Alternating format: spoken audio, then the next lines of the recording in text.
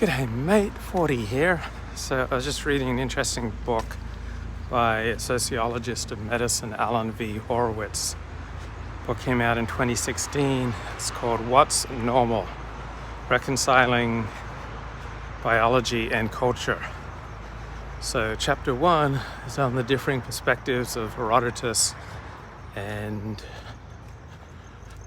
Darwin. So according to Darwin, much of human civilization is the result of natural selection. It's the interplay between genes and environment. And for Herodotus, human culture is a product of human culture.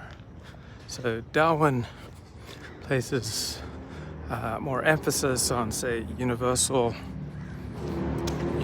in human culture that he sees as primarily genetically determined, such as expressions of sadness. So expressions of sadness, pretty much universal in the face, what happens when people are down. And they're also very similar in the primates that are most similar to us, such as gorillas and apes and chimpanzees. So as I was reading this book, I was impressed by the book. I love all of Allan Horwitz's work, but I also love the way he chooses certain quotations from Darwin, because I'm reading On the Origin of Species, and it's not fast going. It's not heavy going, but it's not light going either. It's medium heavy going. And Allan Horwitz pulls out the sexy quotes from On the Origin of Species and elucidates why they're so important. So Darwin had many sharp insights. So many things are culturally determined, such as first names, right? There's no genetic basis for our first names. Now, other things, there seems to be probably a genetic component. There's virtually a universal incest taboo. There's virtually in all societies, it's considered completely inappropriate and wrong and horrible to have sex with a sibling or with a parent. So universal studies also show that anyone we knew before the age of 10, particularly before the age of 3, would not become a future subject of our erotic interest. So probably much of the incest taboo is socialized, right? If we grow up with someone before the age of 3, or at least the age of 10, you're very unlikely to ever develop erotic interest in them. And this is universal. And another thing that's universal is the fear response. So starting at about age 3 months, infants prefer photos of people of the same race as them. And infants very quickly develop an aversion to strangers, a fear of strangers and hostility to strangers. It's probably innate in all of us. It's just buried deeper or at a less deep level. But all of us have in us an innate revulsion, fear, and hostility towards strangers. It's part of the reason, I think, for anti-Semitism.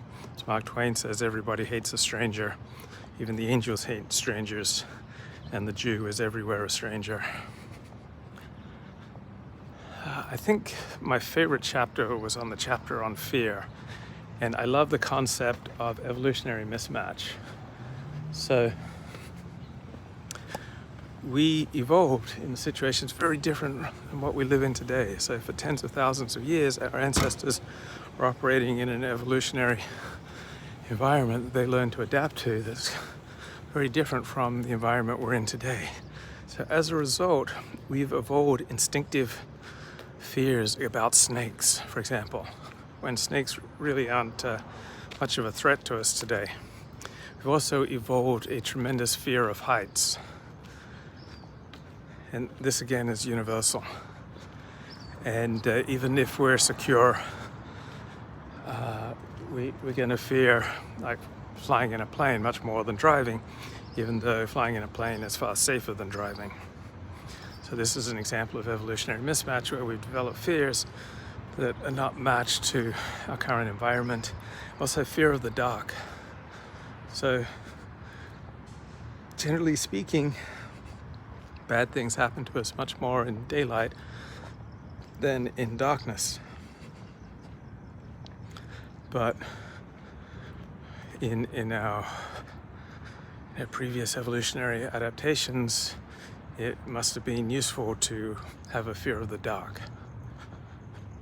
And apparently children universally around the world, babies, develop fear of the dark, fear of heights, fear of strangers. And apparently this fear all peaks around the same age. So I don't remember the age, 4 or 5, something like that. The fear of the dark, fear of strangers is most intense. Probably evolutionarily adaptive, because you didn't want your infants and babies crawling off away from the caregiver. So at 6 months, if a baby crawls away and then looks back and doesn't see his mother, he's almost always going to get quite upset. And this is evolutionarily adaptive because you want to be able to connect babies with their mothers. So we have not evolved, say, a fear and hostility towards motor cars. Right? Even though driving in a car is one of the most dangerous things that we do, we haven't evolved that fear because cars have only been around for 100 years. We haven't evolved an appropriate fear towards, say, electrical outlets, using a hairdryer in the bathtub,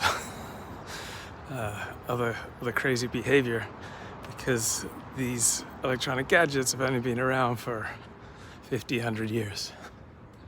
So there's evolutionary mismatch, such as we evolved to consume every calorie that was available to us. Right? Those who took advantage of every calorie that was available to them, they were much more likely to survive and to pass on their genes than those who ate moderately. But now we're in an environment where food is easily available to us. I think I read in this book that our food, was it in 1970, food accounted for 20% of the family budget. Now it's down to 10%. So effectively, food keeps costing less and less as a percentage of our income. So our agriculture is becoming highly, highly productive. 1% of the American population feeds us. And we're developing ever new, more sophisticated and effective ways of doing agriculture. So now using digital technology. Peter Zion talks about this, I think, in a recent video. We're using digital technology. So there's software that will take a picture of a particular plant, something we're growing, and then decide how much fertilizer it needs, or if there are weeds around, what gets a squirt of pesticide. And so this is dramatically increasing yields. It's very expensive and a sophisticated technology. China doesn't have it. But US agriculture keeps booming and improving in productivity. So anyway, we're surrounded by all sorts of delicious food. And we have to go against our evolutionary adaptations to consume all the calories available, or we will become obese. So the food industry has become ever more sophisticated at making food delicious and tempting and addictive. And that's a large part of the reason why Americans have become so obese. There haven't been genetic changes in the past 40 years that explain why America's become so obese. Now, I think another part of the reason is advice from our social betters, from the people in charge of public health, who told us, you need to eat more grains, you need to get your oil from seeds. And it used to be that Americans got, I think, most of their calories from fat. So by the 1950s, I think Americans got most of their calories from fat. And now we get most of our calories from carbohydrates. So there was a public health shift encouraging people to move from getting their calories from fat to getting their calories from carbs, which turned out to be a disaster. It's turned out an epidemic of obesity and diabetes. So there's evolutionary mismatch. Then there is ordered and disordered organs and responses. So like ordered anxiety means you're walking by a cliff, you should feel some anxiety. That anxiety is healthy. If there's good empirical reason to believe that you might lose your job and you don't want to lose your job, then you should feel some anxiety to do better work. Right? If there's an important relationship in your life that's in danger, then you should feel some anxiety about protecting that. If your physical safety is at risk, then you should feel some anxiety towards protecting that. Hey, Josh Randall. Have you been grief eating, bro? Stress eating? Anxiety eating? Another beautiful day in Los Angeles. Love getting up early, sunrise. Pulling out one of my 12-step books usually and just going for a walk, reading a few sentences about how much of my life do I want to turn over to God? Do I need to bring God into my love life? Do I need to bring God into my work life? Am I willing to bring God into all areas of my life? Then I realize that I'm happier, more fulfilled when I'm bringing God into more of my life. So those are the things I like to meditate on when I go for my early morning walks. So there's evolutionary mismatch, where many of our fears aren't appropriate to our environment and mismatch with our environment. Many of our inclinations are mismatched with our environment. And then there's ordered and disordered reactions. So ordered anxiety means that it serves you. So there are times that are appropriate to feel anxious, but then there's disordered anxiety. And a major cause of disordered anxiety is when you avoid things.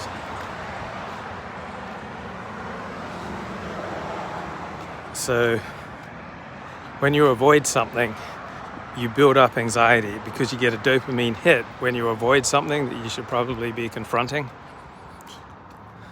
So let's say you're afraid of dogs and you avoid. Every time you see a dog, you run in the opposite direction. Right? This is building your anxiety because you get a dopamine hit from seeing a threat, a dog, oh no, and escaping from the threat. Oh, thank God I made it. Right? So you get a dopamine hit that reinforces your anxiety about that object. And if you're avoiding a person, the same thing happens. Like you see a person, you avoid him, you get a dopamine hit from escaping danger, and then you build your anxiety about that person. Or for me, often it's been software, computer stuff, software stuff, technology stuff that I was, say, afraid to learn. I just kept putting it off, and every time I put off learning some technology or some job skill, right, I just built anxiety around that tech, and just building my anxiety until I finally sat down and confronted what I needed to confront. So there are ordered reactions which are appropriate. You know, the heart pumps blood. And then there are disordered reactions where by avoiding things you're building inordinate levels of anxiety that don't serve you, that are an inappropriate response. So I found that helpful. And there are situation dependent, contingent dependent emotional reactions. So if you have grief, the loss of a spouse, loss of a friend, loss of a job, loss of status, then that can be an appropriate response. But then sometimes you get stuck in what started out as an appropriate response, and you have an inappropriate response that goes on and on and on, becomes pathological. So if you are frozen by grief, because your favorite team lost a game on Sunday and you're immobilized for weeks afterwards, obviously that's a disordered response. That doesn't serve you. So I just found it helpful the way he breaks down in this book between evolutionary mismatch, ordered responses, disordered responses. And the book's called What's Normal? So he looks at the role of genetics. Oh, things like courage, right? We obviously did not evolve to be courageous because people who ran away from danger were far more likely to propagate and pass on their genes. So we don't have genetic propensity towards courage because that'd be evolutionary maladaptive. But courage is a cultural construct, right? Because societies have an interest in encouraging courage, particularly in their soldiers, and women often find courage in men a very attractive trait. So we respond to these cultural cues. So we can learn to overcome our genetic predispositions to run away from danger. So there's a chapter on obesity, which he attributes primarily to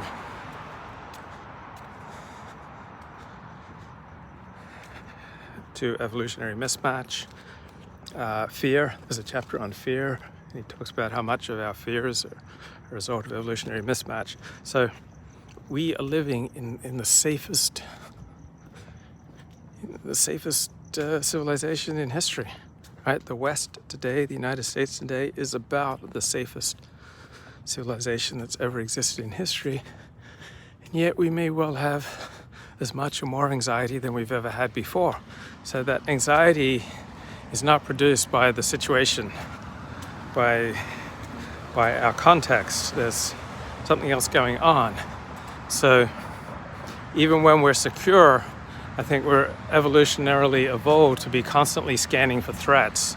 And it's probably really easy for this scanning, threat detecting mechanism to go haywire. And so think about the United States with regard to the Korean War, Vietnam War, Afghanistan War, and the Iraq War. That here we got a secure nation like the United States, and we're hypervigilant for these threats, which really aren't much of a threat. Korea, Vietnam, Afghanistan, Iraq, these were all wars that we could have passed on. But because we're so secure, because you can't invade the United States, because we're protected by these giant oceans, and our neighbors, Mexico and Canada, are so weak, that doesn't mean we're not still hyper-vigilant for threats. And so, just like a person who's living in Beverly Hills, I'm walking in Beverly Hills right now, you may still be hyper-vigilant for threats because we probably evolved that way. And it may be an evolutionary mismatch. So in the past, it served us to be hyper-vigilant for threats. But maybe living in Beverly Hills today, we'd be better off, say, with 25% less vigilance for threats. And so I think with individuals and with nations, even when we're secure, even when we're safe, we may still become overly vigilant about threats. The United States had no need to invade Afghanistan in 2001 or Iraq in 2003, but we did it because we were hyper-vigilant about threat. We suffered 3,000 dead on 9/11, and for all we knew, there were going to be a wave of these attacks, and so we better clean up these countries where threats might evolve.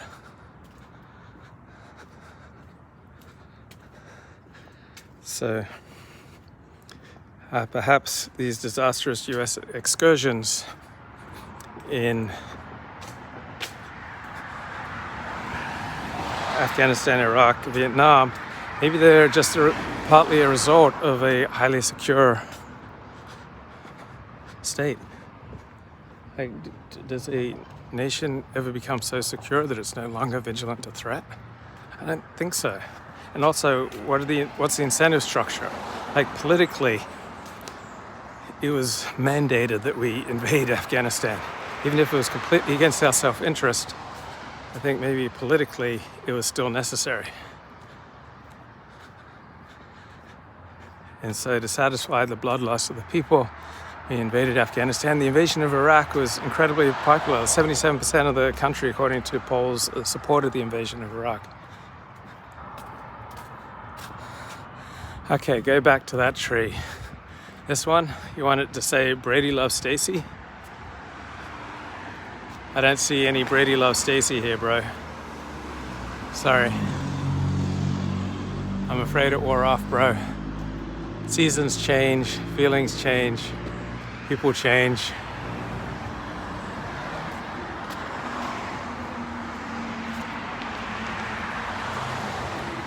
Two trees back.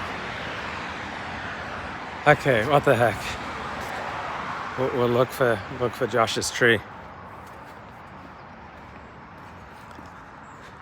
So the way our political system works, often we're incentivized to do things that are really not in our best interest, just like as individuals. Our genes and imprinting and environment often incentivize us to do things that are against our self-interest. Okay, is this the tree, bro? What do you want to see here? I don't see anything, man. The tree has changed and you have changed.